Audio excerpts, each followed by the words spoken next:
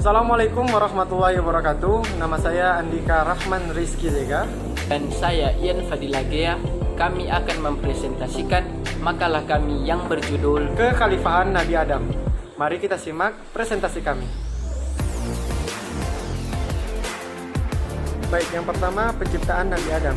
Kisah Nabi Adam pertama yang perlu disimak adalah proses penciptaan Nabi Adam sebagai manusia pertama.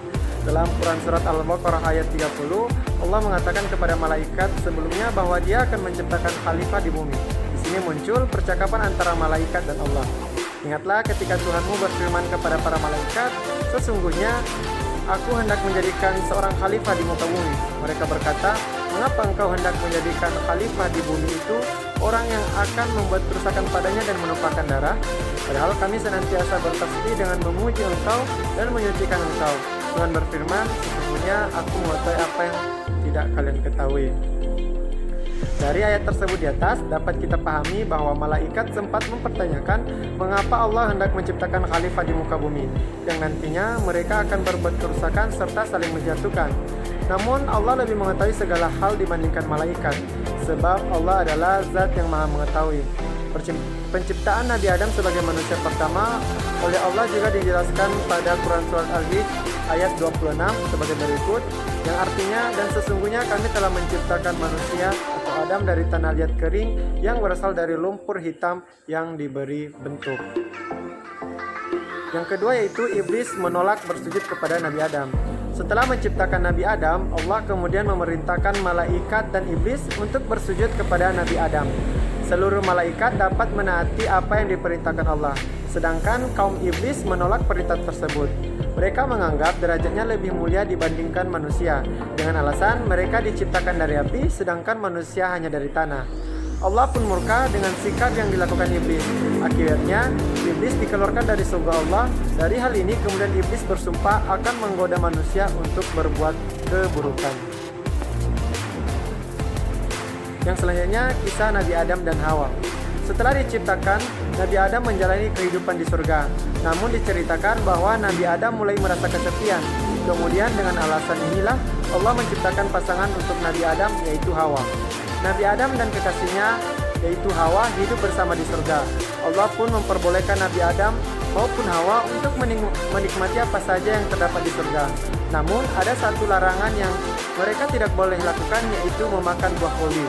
Dalam hal ini Allah berfirman, wahai Adam, tinggallah engkau dan istrimu di surga ini, dan makanlah makanan-makanan yang banyak lagi baik di mana saja yang kamu sukai, dan janganlah kamu mendekati pohon ini yang menyebabkan kamu termasuk orang-orang yang zalim.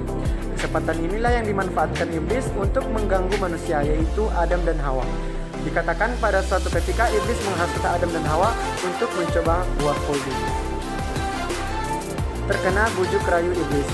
Menurut tafsir Ibnu Al-Qas, Adam sempat menolak bujuk rayu iblis tersebut.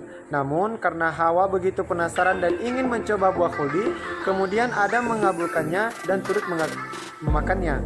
Setelah sadar melakukan kesalahan, Adam dan Hawa segera bertaubat dan memohon ampun kepada Allah. Hal ini seperti yang tertuang dalam Quran Surat Al-A'raf ayat 22-23 yang artinya, bukankah aku telah melarang kamu berdua dari pohon itu dan aku katakan kepadamu, sesungguhnya setan itu adalah musuh yang nyata bagi kamu berdua? Ya Tuhan, kami telah menganiaya diri kami sendiri, dan jika engkau tidak mengampuni kami dan memberi rahmat kepada kami, niscaya kami termasuk orang-orang yang merugi. turunkan ke bumi. Pada akhirnya Allah yang Maha Pengampun menerima permohonan maaf dan taubat dari Nabi Adam dan Hawa. Meskipun begitu, Allah tetap memberikan hukuman bagi sepasang kekasih ini untuk turun ke bumi. Allah pun menurunkan Adam dan Hawa di tempat yang berbeda. Adam diturunkan di puncak Bukit Sri Padang, Sri Lanka, sedangkan Hawa berada di daerah Arab. Nabi Adam dan kekasihnya Hawa terpisah dan menjalani kehidupan masing-masing selama 40 tahun.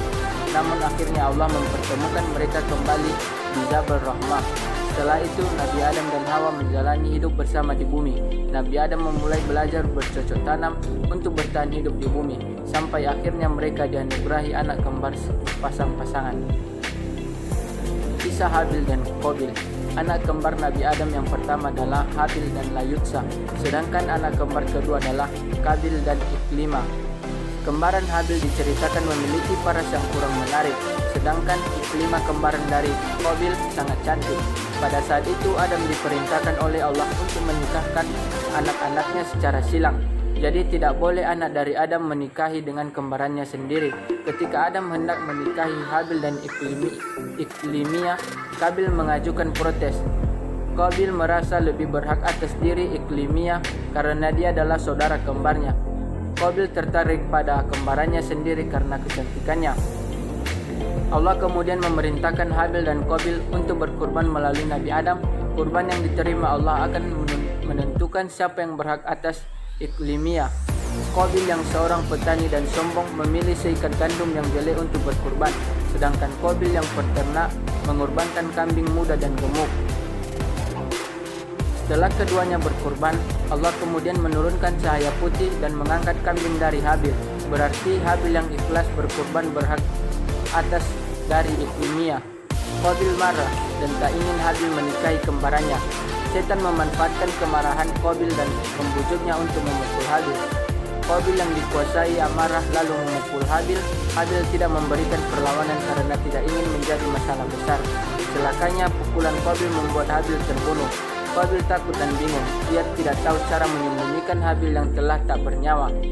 Qabil mencoba membuang Habil ke laut, tapi ombak selalu membawa kembali tubuh Habil ke tepi pantai. Akhirnya Qabil memohon ampun pada Allah dan menyesali perbuatannya. Tiba-tiba Qabil melihat burung gagak di pohon. Satu burung gagaknya telah mati entah karena apa. Gagak yang masih hidup membawa gagak mati turun. Burung itu lalu memasuki tanah hingga berlubang dan mendorong gagak mati ke dalamnya. Qabil mengerti sekarang. Dia pun meniru cara burung tersebut untuk mengubur Habil. Cerita Habil dan Qabil ini merupakan pembunuh pertama di bumi. Kisah Nabi Adam ternyata mengandung banyak nasihat untuk umat manusia tentang ketaatan dan ketergantungan manusia sebagai hamba kepada Allah, sekaligus juga tentang kebesaran Allah yang selalu memberi kemudahan manusia ketika meminta pertolongan. Hikmah kisah Nabi Adam. 1. Manusia merupakan makhluk ciptaan Allah yang diberikan tugas sebagai kekhalifahan di bumi. Untuk itu sudah semestinya manusia menjaga kelestarian alam, saling membantu sesama, saling menyayangi, menghindari permusuhan dan pertumpahan darah, serta selalu bersyukur atas segala sesuatu yang diberikan Allah. 2. Sikap sombong merupakan hal dibenci Allah. Allah pun telah mengutuk iblis akibat kesombongan yang dilakukannya.